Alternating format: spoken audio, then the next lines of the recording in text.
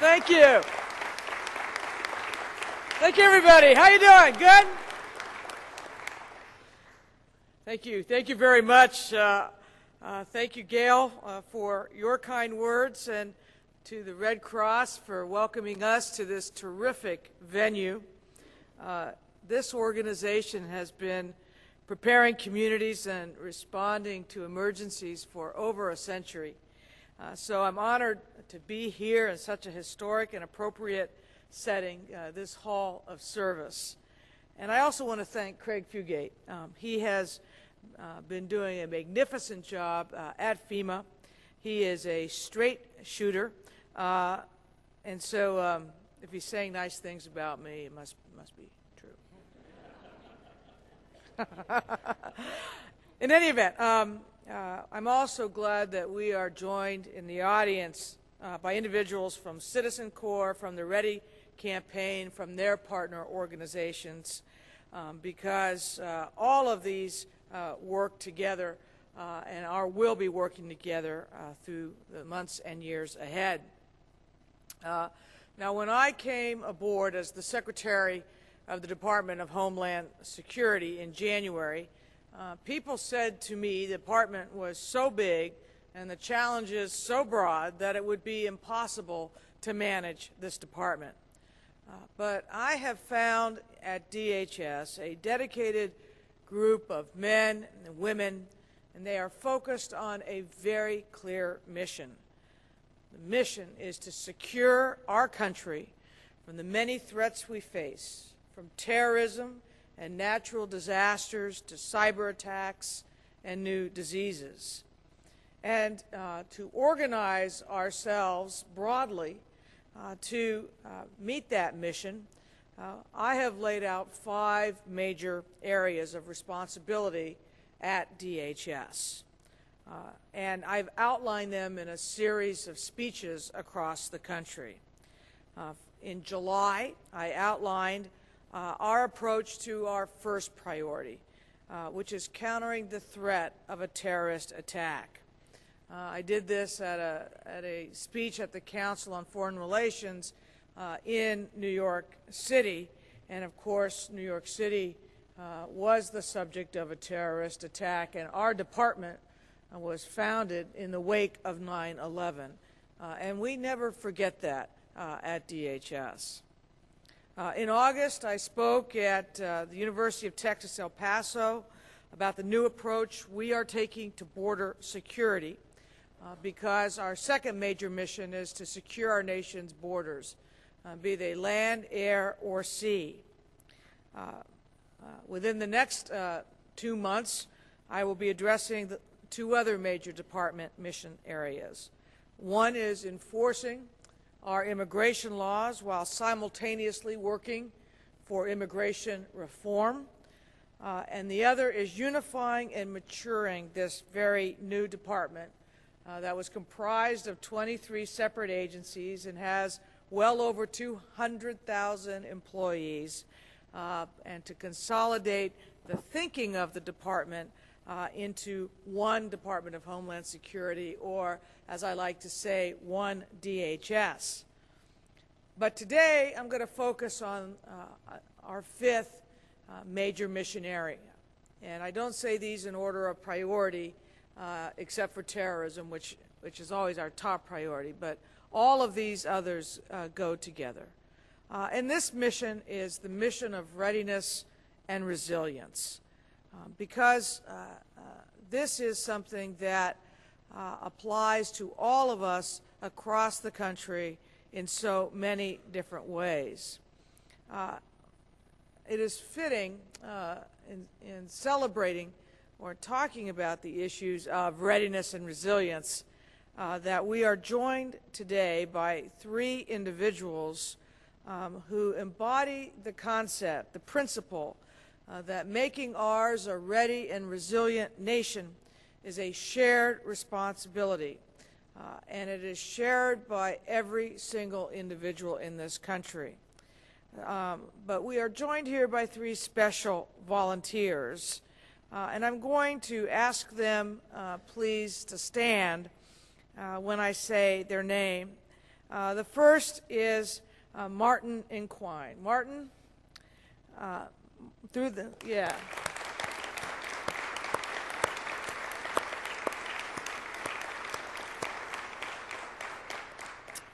Now, Martin is active through the Citizen Corps. He volunteers 2 days a week at the Regional Disaster Coordination Center, in addition to his full-time work as a security officer at the IMF. He monitors radios, collects reports from all the local country emergency response agencies, and he teaches emergency responder courses to other volunteers. Great example, Martin.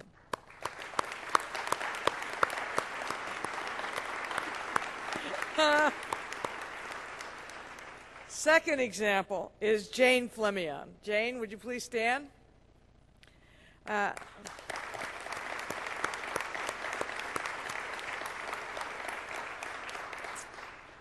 After retiring in 2006, Jane has spent more time volunteering with the Prince George's County Citizen Corps Council and the Laurel, Maryland Community Emergency Response Team, the CERT. Her dedication has won her awards, and she's now been appointed to coordinate the efforts of all of the City of Laurel's first responder volunteers.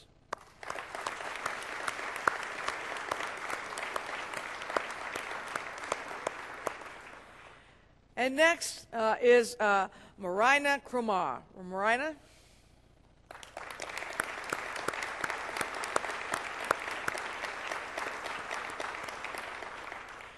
Marina's been an active Red Cross volunteer for over a year at the Walter Reed AMC.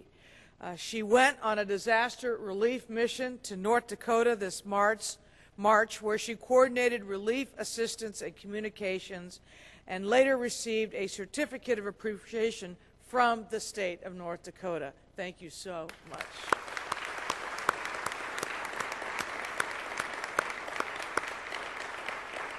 So we say, to begin, thank you again to Martin, to Jane, and Marina, to the many of you around the country who are taking positive steps to make our communities better prepared. Thank you again.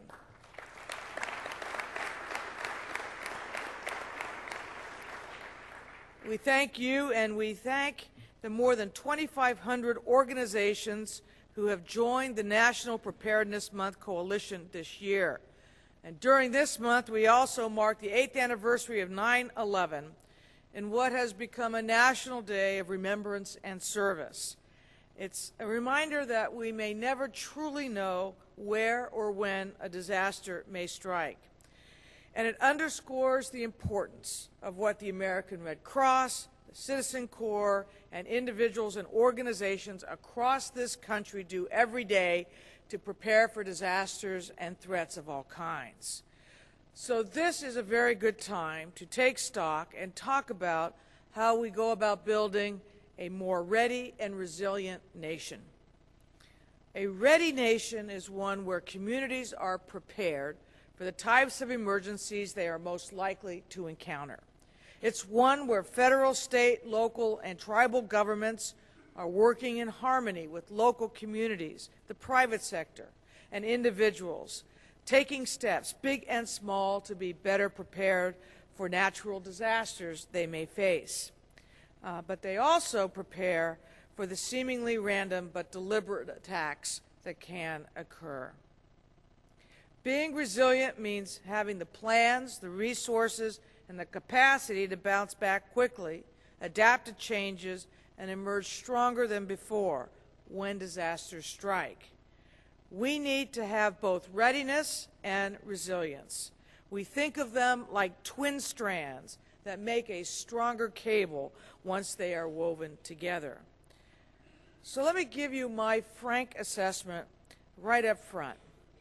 Our nation may be better prepared than we were before 9/11, but there is much more we can and that we should do. A survey by the Red Cross found that while most Americans have given some thought to preparedness, far fewer have actually taken the necessary steps to keep their families safe in an emergency. Now, we know that there is great interest in personal and community preparedness, but many people still believe they won't experience a disaster themselves, and if they do, there'll be some emergency personnel to come take care of them. That attitude, more than anything, is what we must change. And we can change it, person by person, community by community. When we act together, we contribute to our nation's security, and that is part of good citizenship. And when families are prepared, when communities stand together and stand tall, so too does our nation. We send a powerful message to those who would seek to do us harm, that we are strong, that we are prepared, that we are resilient. So if we're going to do this, it takes and it will take some hard work. And it starts with thinking about preparedness in a new way. First, we need to leave behind the notion that securing our nation is a job just for the government. It is not. It is a shared responsibility. Everyone is going to have to play a role.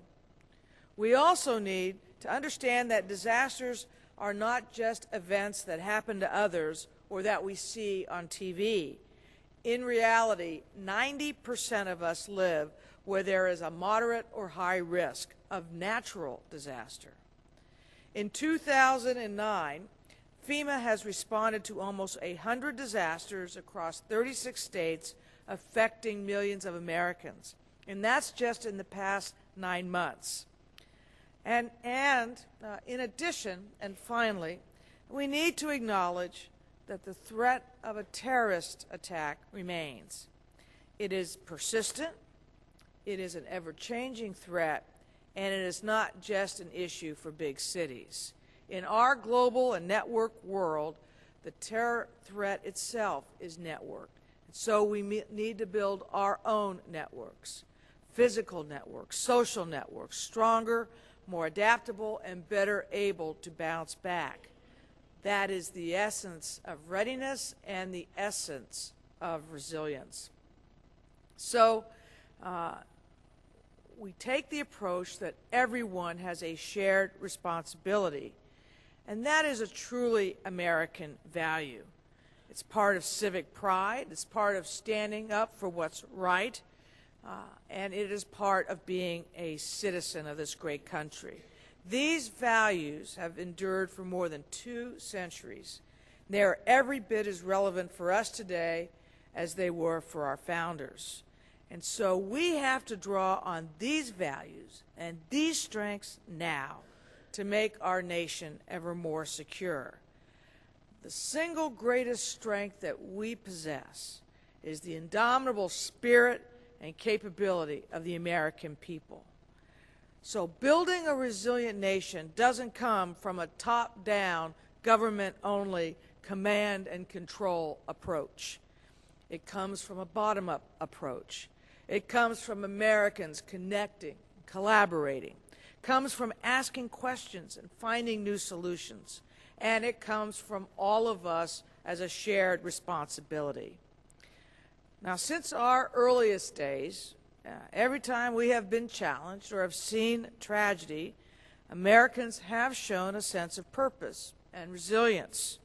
We've been robust in our defenses, we've been adaptable in our responses, we've been swift in our recovery. And these are qualities that we can build upon. These are qualities of which we should be proud. And these observations aren't new. They are rooted in our nation's history. America's history, when you really think about it, America's history is not written by the tragedies that have befallen us, but by how we responded to them. During the Revolutionary War, the Minutemen helped the colonies respond quickly to new threats. A generation later, Alexis de Tocqueville wrote with astonishment about the civic mightiness he found here in America, a nation founded on ideals. And in fact, we've involved our citizens more formally in preparedness and national defense since we established the country's first civilian defense office in 1916. A few decades later, during World War II, when our economy was mobilized for war, the American people found a way to feed themselves by growing 40% of all the vegetables we needed in 20 million victory gardens. That's resilience, and those are historical examples of how our country has employed that concept. And of course, after 9/11, we saw an enormous outpouring of generosity and public spiritedness. We saw thousands of first responders come to ground zero, knowing there were risks involved, but determined to do anything they could to save a life. Those terrorists sought to deal a devastating blow to our country. But thanks to resilience, they failed. That strength and resilience showed in the families who lost loved ones. The strength and resilience showed in the tremendous courage of the passengers in Flight 93. That strength and resilience showed in the fact that the New York Stock Exchange was closed for only 4 trading days, 4 days after the 9/11 attacks. That's America. That's who we are. We are strong. We are prepared. We are resilient. Not too long ago, I visited Greensburg, Kansas. Now, in 2007, a powerful tornado hit Greensburg. It hit it straight on. 95% of the town was destroyed. This town was flattened. But out of their grief, the residents saw this tragedy as a way to regroup and rethink. They decided to rebuild their town to be stronger and better, including making a commitment to the highest standards of environmental responsibility. They built it to LEED's standards. They made their town green. That's resilience. And that's what we need to build in the heart of each and every American community. So how do we proceed? And who should do what? Well, let's begin with individuals and their families. We know that disasters are chaotic and disorienting. But if you've taken the basic steps, you'll have a big head start. You can react with control, not with fear. You are the ones who will know where to go, what to do, how and where to meet up with family members after a crisis. You can pre-plan evacuation routes and assemble an emergency go kit with enough food and water for 3 days. You can enhance these types of efforts so that in addition to taking care of yourself, you can take care of your neighbors. You can take CPR training here from the Red Cross. As mentioned, my staff recently got CPR training, and I did do very well. You can train with a community emergency response team for search and rescue, crowd control, or first aid. And again, you can plan to know when it's best to take shelter or to evacuate. If a disaster strikes your hometown, that training, those skills, and those plans would free up first responders and emergency personnel to focus on those most in need. So part of resilience is that individual and family effort. Communities. Becoming a ready and resilient nation goes beyond individuals and families. It means giving something back. It means working as a community. Now that community spirit is alive and well. Since President Clinton created AmeriCorps in 1993, and now with President Obama and First Lady Michelle Obama's strong support, service is at the forefront of many people's minds. Last year, 60 million Americans volunteered to help others across America. Think about it, 60 million. And that's what I find so exciting, what Citizen Corps and their many partners are doing. With 2,400 councils nationally, they provide a strategic partnership between America's long history of community and national service and our duty to engage in civic preparedness. It's a very good model for the future, and we have some very good ambassadors as part of it. I especially want to commend the 5 million men and women of the American Legion and the veterans of foreign wars who've already served their nation, literally thousands of whom now serve as volunteers through the Citizen Corps. Indeed, today is a very appropriate day because we can wish our VFW friends a happy VFW Day right now, today. Here's the point. We need ready and resilient communities. And to build these, the country needs you. It needs each individual. It needs you to get involved in your communities on a regular basis, not just in times of crisis, so that taking steps toward readiness and resilience becomes a routine. So let's have the end of National Preparedness Month of 2009 become the beginning of something much bigger, a grassroots effort to better prepare our communities for any kind of emergency. Today, I am calling on all of you here, and I'm calling on the many thousands of Citizen Corps volunteers, members of our local CERT teams, and first responders. I'm calling on our veterans, the Boy Scouts, the Girl Scouts, the faith community, our friends in labor. I'm calling on our federal, state, and local government employees. I'm calling on the millions of community organizations and America's 30 million small businesses. And I'm calling on all of these groups and individuals to do two things. First, take the basic steps. Get an emergency kit. Make a reunification plan. Get better informed about the types of emergencies your community is most likely to encounter. An easy way to start is to go to ready.gov or the Spanish language version listo.gov, which will give you all of the material for that first resiliency step. And then go one step further.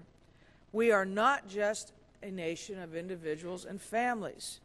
We're a nation of book clubs and prayer groups and school boards, alumni associations, and other community organizations. This is the fiber of our society, the glue that helps hold us together.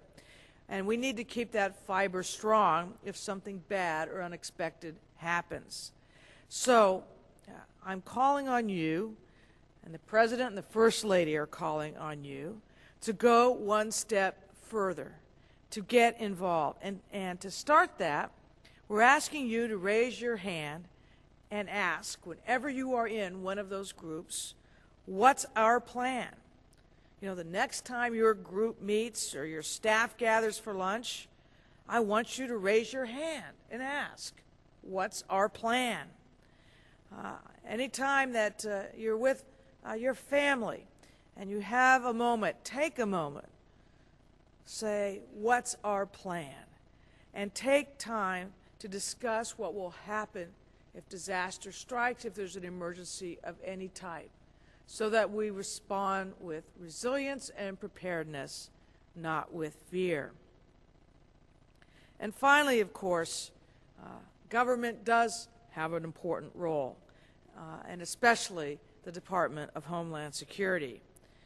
I'm proud that Citizen Corps is part of the DHS family, and its contributions have been extraordinary. And likewise, our READY campaign has become a critical resource for Americans. In fact, Americans have now accessed some 40 million sets of preparedness instructions from ready.gov since the site was launched. 40 million. Now, through initiatives like Citizen Corps, ready.gov, and other programs, DHS is working to make us ready and resilient by providing support and sharing vital information with our partners in state and local government, with our partners in law enforcement, with our partners in the private sector, with our partners in community organizations. We have announced more than $3 billion in targeted grants over the last 9 months to help states and local governments protect their critical infrastructure and bolster the preparedness of their first responders and emergency operations. And that includes a grant of over $14 million to Citizen Corps to engage citizens in community preparedness, response, and recovery activities. Now, under the leadership of FEMA Administrator Fugate, we are also holding no-notice disaster exercises to ensure that our senior leadership is ready to respond swiftly and effectively to a range of disasters at a moment's notice. That's very different from the past, where all exercises were scripted out well in advance, so it felt like we were playing out a Shakespearean drama rather than an actual disaster. As part of National Preparedness Month, we just launched a series of national public service announcements with the help of the Ad Council. And we've created a weekly Prepare Your Family email message that provides practical information to help families plan for emergencies. We will also be expanding our Secure Communities Network, SCN. That network currently provides members of the Jewish community with security training and rapid information sharing during a crisis. We are expanding that to include other communities as well. And in the coming year, we will launch a major new national award program to recognize individuals and organizations who are bringing innovation and excellence to the area of resilience and national preparedness. So those are the things the government is doing now. Let me conclude this way. America is a strong nation, but the source of that strength is not just our prosperity or our military might. Our greatness is a result of the American spirit and the value of shared responsibility that we have brought to all of our great endeavors. The instincts and temperament, the raw materials to build a national culture of strength and resilience are there. And because we are not invulnerable, we can't simply put the United States under a big glass dome. The threat of attack, the threat of terrorism remains, and there will be more natural disasters with great urgency there as well. So we need to continue and build upon the great work that our Citizen Corps volunteers and others are doing so we can make readiness and resilience something that is at the core of what we do on a daily basis. We should measure our nation's security not just by the borders we strengthen and the laws we enforce, but by the strength and resilience of the communities we build. When American citizens, their families, their communities, their co-workers begin taking the simple common sense steps that will build this culture of readiness and resilience, our nation will have taken an enormous step toward a more secure future. And we will be there, the Department of Homeland Security, as a strong partner every step of the way. Thank you very much. Thank you.